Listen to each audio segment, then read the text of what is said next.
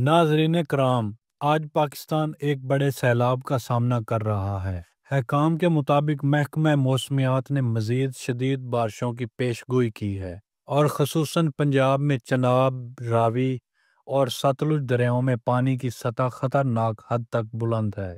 गुज़िश्ता 48 घंटों में पाकिस्तान के मशरकी पंजाब से तकरीबन 3 लाख अफराद को महफूज मकामात पर मुंतकिल किया गया, जबकि मजमूई तौर पर इस बहरान से 1.3 मिलियन अफराद मुतासिर हो चुके हैं।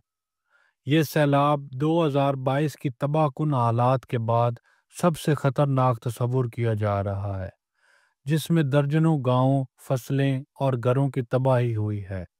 और अहकाम की जानिब से ये इमदादी कार्रवाइयों में शहरी और फौजी खिदमात एक साथ जारी हैं। महकमा मौसमियात ने मजीद खबरदार किया है कि आने वाले 24 ता 48 घंटों में पानी की सतह मजीद बढ़ने का इम्कान है, जिससे सिंध में मुमकिना सुपर सैलाब का खदशा पैदा हो सकता है। अगरचे इमदादी कैंप्स कायम किए गए हैं, हज़ारों अफराद रिलीफ सेंटर्स में रिहाइश इख्तियार किए हैं, लेकिन बहुत से मुतासरीन इमदादी सामान या सहूलतों की कमी का शिकायत कर रहे हैं। बस नाजरीन, इस वक्त हमें मोहतात रहने, महफूज मकामात की हदायत पर अमल करने और एक दूसरे के साथ ताउन करने की अशद ज़रूरत है।